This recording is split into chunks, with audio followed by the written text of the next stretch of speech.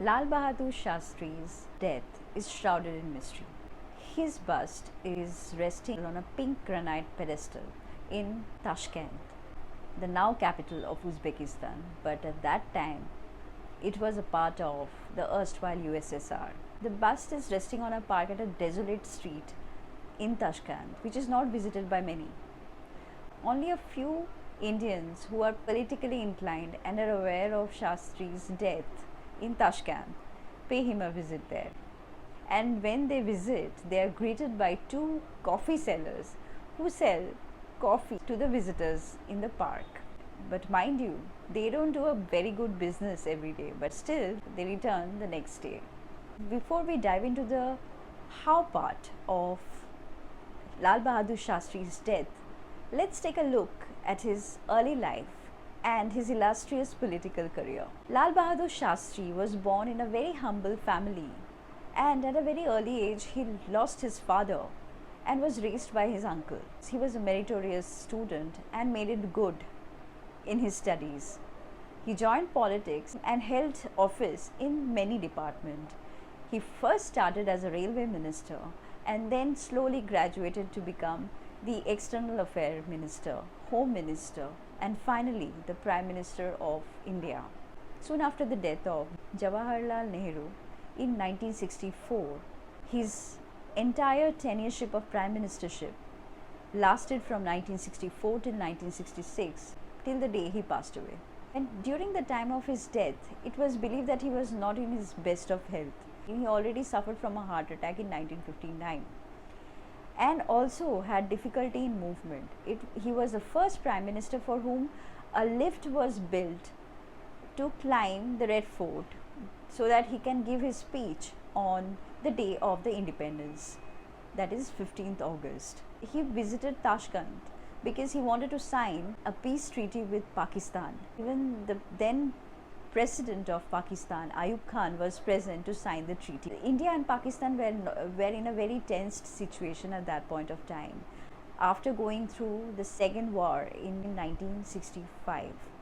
Ayub Khan and Lal Bahadur Shastri both agreed that war cannot be a long-term solution and they wanted to put an end to this once and for all, and that's the reason why they visited Tashkent. Tashkent Treaty was signed on January 10th.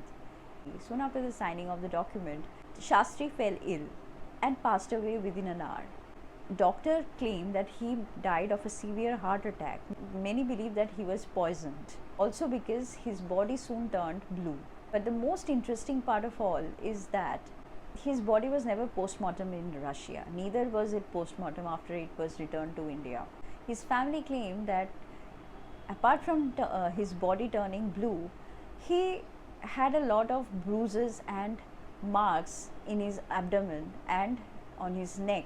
Veteran editor who accompanied Shastri in his visit to Tashkent later claimed in his autobiography Behind the Lines that even he was confused why his body was not post-mortemed in Russia or even in India. There was an RTI which was signed by an editor of CIA's Eyes on South Asia against the government of India, and the government of India replied by saying that they cannot disclose a document which was signed in Tashkent because it had classified information which, if declassified or basically published, then will jeopardize the foreign relation. To raise the suspicion even further, it was said that Ramkant, his servant who followed him there in Tashkent, had some explosive information which he wanted to disclose to a parliamentary body. He made Shastri's wife aware about this. Unfortunately, on the day of his meeting with the parliamentary body, he met with an accident and passed away.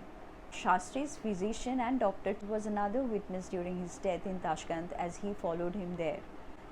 He also wanted to go and talk to the parliamentary body. On his way, he, along with his wife and two sons, met with a deadly accident and passed away. His daughter also was there along with them when the accident took place. She was the only surviving member but was crippled forever. And one may never know what was the real reason behind his sudden death in Tashkent. And was it just a pure coincidence that he died after signing the Tashkent will remain under mystery forever, till the time somebody tries to dig up the past. This and much more, stay with me. Subscribe my YouTube channel, press on the bell icon. I'm also there on Instagram as the Nightborn. Follow me there.